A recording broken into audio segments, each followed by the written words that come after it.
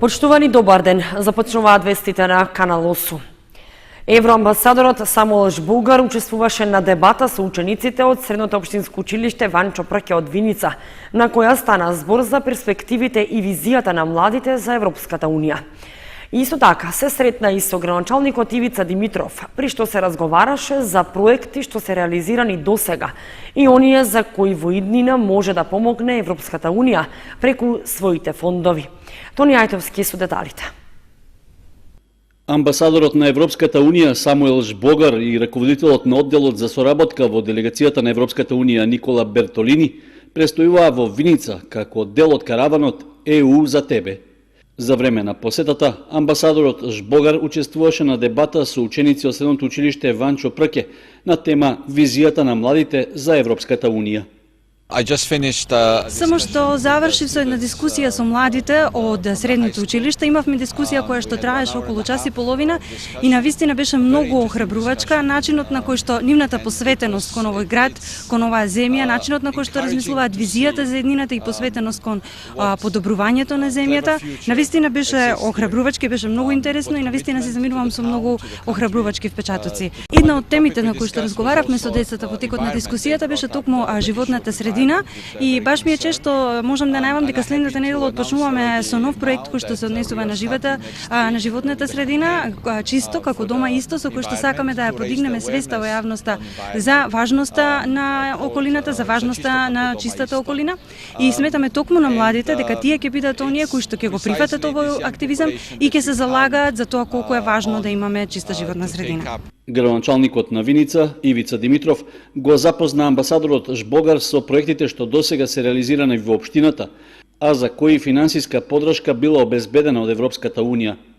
Општина Виница минатата година издвои или доби неколку грантови од страна на Европската Унија, како можам да истекнам некои позначени, а тоа е станицата за вода во село Трсино, која што после 20 години, благодарение на Европската Унија, веќе ја реализиравме и жителите на 3 винички села можат да пијат чиста и исправна вода за пиење. Меѓутоа, проектите кои што следуваат и во наредните години беа презентирани. Моментално имаме работилница поделена во неколку групи. На работилницата со граѓаните, граѓанските организации и бизнис секторот од Виница и регионот, Никола Бертолини од одделот за соработка во делегацијата на Европската Унија ги представи фондовите што им стојат на располагање, при што даде насоки за нивна подобра употреба. ЕУ е еден од најголемите донатори на земјата и навистина ни е мило што можеме да поразговараме имаме можност да поразговараме со сите засегнати чинители тука, како земјоделците, бизнис заедницата, граѓанските организации и општинарите, за да можеме подобро да ги разбереме и за да можеме да оствариме подобра соработка од која што сите чинители ќе имаат некаква корист. Во рамки на престојот во Виница, евроамбасадорот Жбогар се придружи на велосипедското родео во дворот на Средното училиште Ванчо Прке, што како спортско-рекреативна активност ја организираа младите. На крајот се заблагодари за љубезноста на домакините и најави продолжување на соработката со локалните заедници. Советот на општина Кучани ја одржа редовната 25-та седница на која за разгледување пред советниците се најдоа 40 точки од дневниот ред. Главно информации и извештаи за работењето на јавните институции на локално ниво. Обемноста на седницата беше причина таа да трае околу 4 часа. На 25-тата седница на Советот на општина Кочани, советниците разгледуваат 38 точки од дневниот ред. При тоа и покрај обидите дискусиите да бидат кратки и содржински, сепак расправата траеше околу 4 часа. Како што се очекуваше, советниците дадоа поддршка за предлог одлуката за земање грант за реконструкција на десниот коловоз од булеварот Тодосија Паунов, за изградба и проширување на патот од подлошка Крстосница до Мојанци, како и за земање заем од над 900.000 евра од Светска банка, пари со кои локалната самоуправа планира да изгради поголем број улици. Без вакви кредити општина Кочани не може да направи поголеми инфраструктурни проекти, така да и ова година, бидејќи општина Кочани не е задолжена општина Кочани е општина која се води домакински и ова година имаме можност повторно да се задолжиме со 42 милиона денари. Исто 45 милиона денари. Исто и ова година ќе го поддржиме ова задолжување, бидејќи со вакво задолжување која ќе се враќа во период од 13 години со каматна стапка од 0,01%, не представува задолжување и не представува оптеретување на општината Кочани. Атмосферска канализација финансирана од владата на Република Македонија во претходниот период, меѓутоа за жал имавме еден многу лош надзор, многу лош извидувач кој што предизвика дополнителни проблеми, па така да оваа улица веќе еднашка беше рехабилитирана, сега мораме повторно да трошиме 3 милиони денари кои што ги имаме како прилив од Светска банка и плюс уште 3 милиони денари од сопствената сметка, за да ја повторно рехабилитираме оваа улица, наместо да правиме нешто друго. Ние благодарение со овој грант ќе успееме да завршиме и да почнеме еден проект кој што мислам ќе кошта околу 18 милиони денари, се со една единствена цел да биде реконструиран истиот пат кој што го користеа самите изведувачи и кои што навистина можеби направија оштетување на истиот и со тоа ќе имаме можност една огромна делница кренувајќи нели од железничката пруга Кочани, Штипс, село Горни Подлог, село Мојанци. Така да мислам дека сите треба да го поддржиме овој грант и да дадеме поддршка се со една единствена цел да се заврши истиот. Објаснување за предлогот за земање долгорочен заем од Светска банка за изградба на улиците даде градоначалникот Илиев. Ја покриваме целокупната сума со заем од 44 милиона, нешто над 44 милиона денари и по успешно завршениот проект 27% грант. 3 години грейс период и 10 години рок на враќање. Што значи дека со овие средства ние ќе овозможиме на граѓаните да решаваме инфраструктурни проекти денес, утре, задутре, а средствата ќе ги враќаме со многу поволни услови во наредните 13 години, односно по истекот на 3 години грейс период и следните 10 години. И, како што реков, по успешно завршувањето на проектот ќе добиеме 12 милиона денари кои ќе бидат употребени за нови инфраструктурни проекти кои ќе бидат од потреба на граѓаните на општина Кочани. И на крајот да појаснам дека се работи за улици кои веќе и кога го правевме буџетот ги дискутиравме и јавно дискутиравме кои улици ќе бидат опфатени, односно за кои улици имаме проекти и кои улици одговарат на стандардите на Светска банка. Предлог одлуките за земање грант и кофинансирање на булеварот Тодосија Паунов, за земањето грант за проширување и реконструкција на патот до Мојанци, како и за задолжувањето со долгорочен заем од Светска банка, добија едногласна поддршка од советниците. До крајот на седницата на Советот се разгледуваа преостанатите точки од дневниот ред, кои главно се однесуваа на информациите за работа на јавните институции на локално ниво.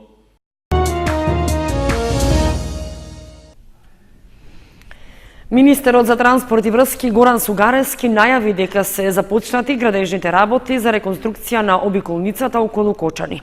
Заедно со експресниот пат, во плане со средства што беа наменети за карго аеродромот кај Штип, да се градат водоводни и канализацијски мрежи во општините во државата. Обиколницата околу Кочани ќе се реконструира со пари од буџетот на државата како проект што е вклучен со други капитални инвестиции во повеќе региони. Ова го најави министерот за транспорт и врски Горан Сугарески, според кого инвестирањето во сообраќајната мрежа се одвива според планот, а наскоро ќе биде пуштен и автопатот Миладиновци-Штип. Преку 30 реконструкции на патишта во државата во моментов се одвива, меѓу кои и реконструкцијата на обиколницата кај градот Кочани. Имаше разноразни шпекулации, ова прилика сакам бидејќи е тука блиску автопатот Миладиновци-Штип. Спомнато беше дека претходната власт ни го оставила готов автопат, ние не сме сакале да го пуштиме, тотално неточно, затоа што на 1 јуни кога ја презеде функцијата, едва и 50% беше реализиран тој автопат. Значи сега е комплетно завршен, да имаше неколку месеци за доцнување, се однесуваше во делот на безбедносните проверки, така да можем да кажем дека следната недела ќе биде пуштен во сообраќај автопатот Миладиновци-Штип. Министерот Сугарески ги демантираше шпекулациите во јавноста дека нема доволно инвестиции во изградбата на сообраќајната инфраструктура во државата. Исто така рече дека немало застој во изведбата на гасоводниот систем. Ако ја споредуваме ланската и оваа година, до пред неколку дена последните податоци кои што ги добив од јавното претпријатие за државни патишта укажуваат на тоа дека ако ланската година биде реализирани 29,2 милиони евра, до овој период ланската година, во моментов се преку 64 милиони евра реализација. Значи се работи покрај автопатиштата, се работи и на делот на експресните патишта, се работи на 30 на реконструкции низ државата. Дополнително што е многу битно, Бидејќи вчера имаше прозивка дека била застаната гасификацијата, што апсолутно не е точно. Напротив, ќе кажам дека во делот на гасоводниот систем во нашата држава во моментов се работи убедливо најмногу. Потоците, тоа лесно може и преку Министерството за транспорт и врски, но и преку Министерството за финанси лесно проверливо да биде.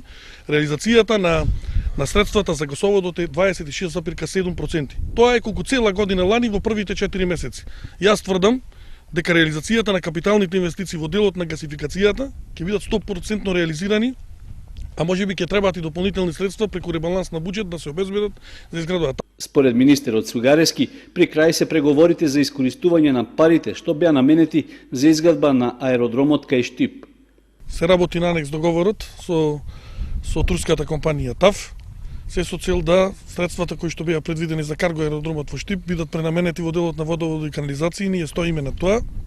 Се работи анексот, очекуваме во најбрз временски период да биде потпишан и за да се премине веднаш на реализација на изградба на овие значајни проекти. Знаете дека дел од тие средства ќе се користат за подобрување на условите на Скопскиот и Охридскиот аеродром, меѓутоа најголемиот дел ќе се користат во делот на водовод и канализација, градинки, училишта и така натаму. Инаку, реконструкцијата на обиколницата околу Кочани е започната со градежните работи од правец на Штип, кои ќе траат во текот на целото лето.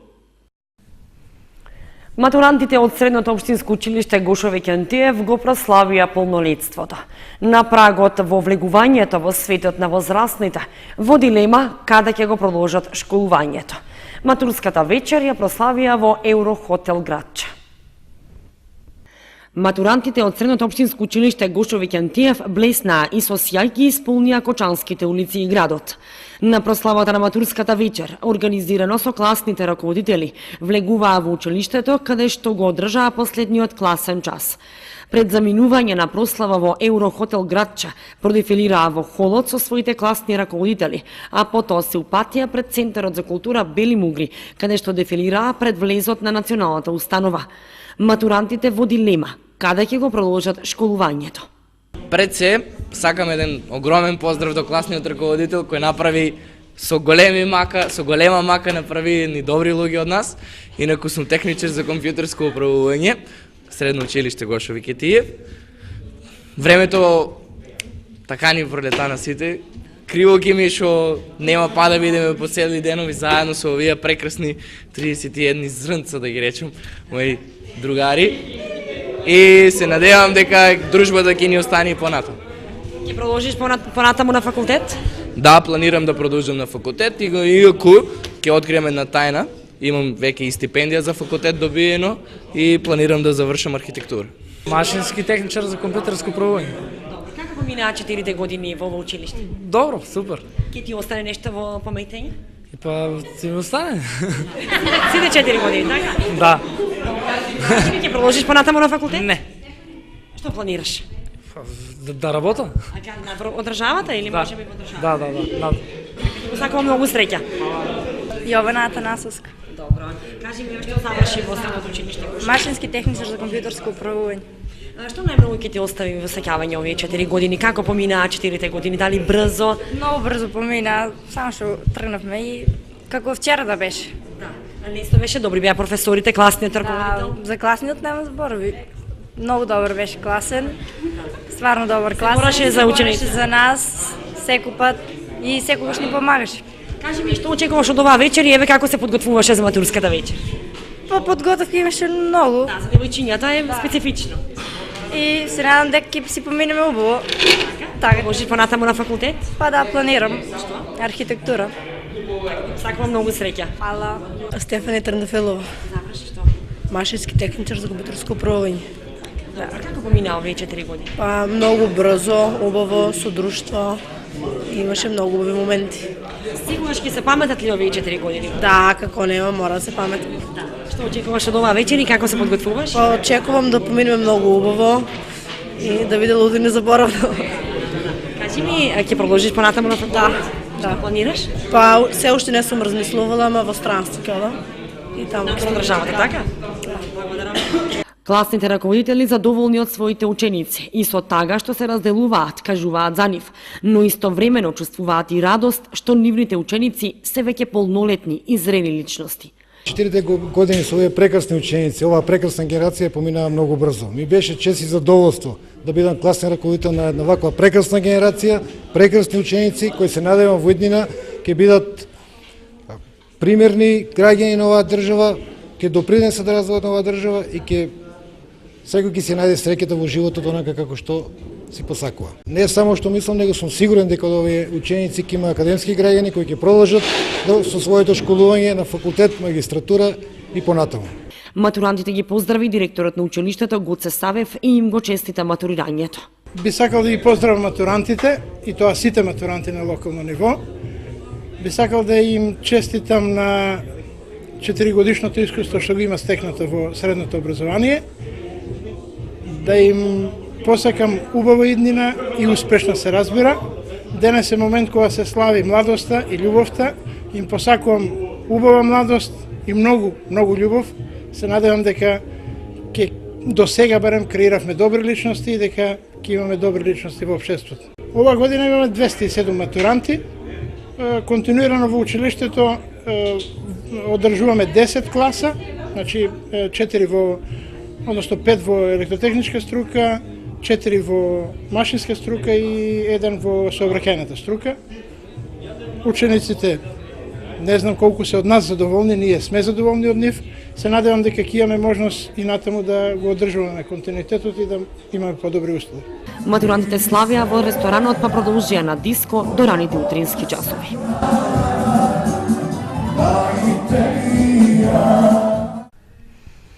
Младите рано стапуваат во сексуални односи, а зголемен е бројот и на абортуси кај девојките.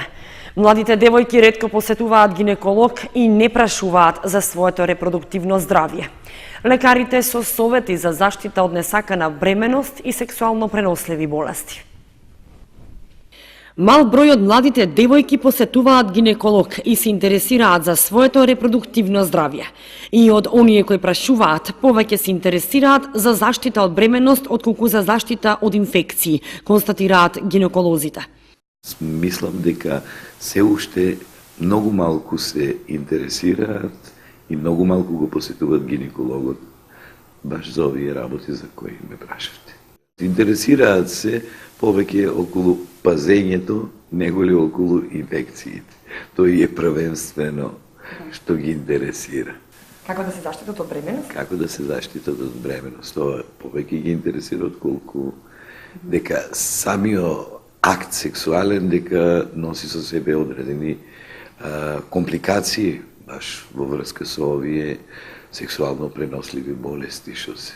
Меѓутоа, за нив толку не се интересираат колку што за самиот начин на пазење, односно како да не забременеат. Меѓутоа, сето ова е многу мал процентот на млади девојки што доваѓаат за консултација.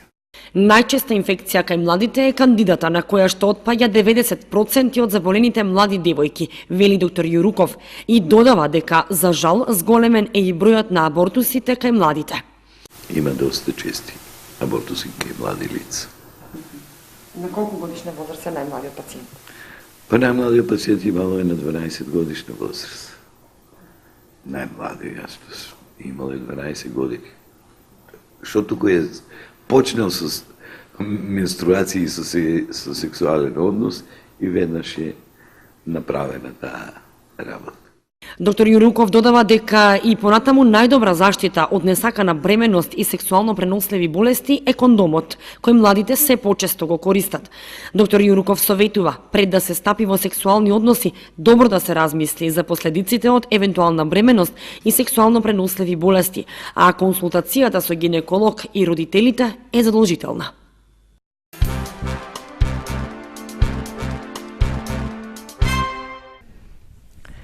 Андреј Стојанов од Кучани, кој боледува од церебрална парализа и за кој Канал 8 неколку пати информираше, продолжува со освојувањето на битката. За третиот третман, закажан за месец јуни, потребни се 10.000 евра. Ги моли сите хумани граѓани за помош. Наташа и Андреј Стојанови од Кучани продолжуваат со битката за подобар и поквалитетен живот на Андреј. Првиот и вториот третман со матични клетки во Русија завршија успешно и тие се вратија со големи здравствени придобивки. Андреј се чувствува значително подобро во однос на говор, движење на раце и нозе и држење на тело. И по вториот третман во Русија се вратија полни со емоции, убаво пречекани од стручните лекарски тимови и задоволни од реализацијата и успешноста на третманот. Сега битката за поквалитетен живот и подобро здравје на Андреј продолжува. Првично беа потребни 22.000 евра. За вториот третман, кој беше извршен на 10 јануари, беа потребни 9.000 евра. Стојанови ги молат сите хумани граѓани повторно да им излезат во пресред, за да го продолжи лекувањето на третиот третман, кој чини 10.000 евра и беше закажан за месец мај, но поради тоа што не ја собраа потребната сума пари, го презакажаа за јуни, надевајќи се дека и овој пат ќе помогнат граѓаните и парите ќе се соберат најкасно до 15 јуни. Андреј Стојанов боледува од церебрална парализа. Лекарите од Русија со неколку третмани му ветуваат подобар и поквалитетен живот. Затоа и Стојанов е упорен и докрај ќе се бори заедно со хуманите граѓани да ја победи болеста и да може нормално да живее. Хуманите граѓани може да донираат на жиро сметката на Андреј Стојанов во Тутунска банка и на телефонскиот број за донации на Мобимак 070 143 110.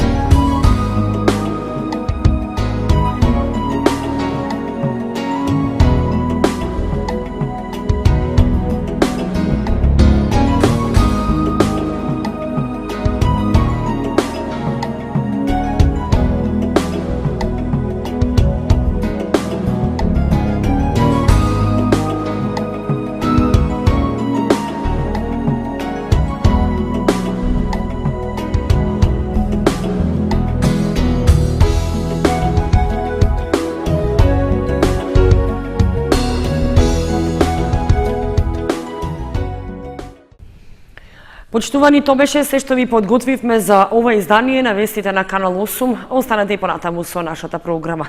Довидување.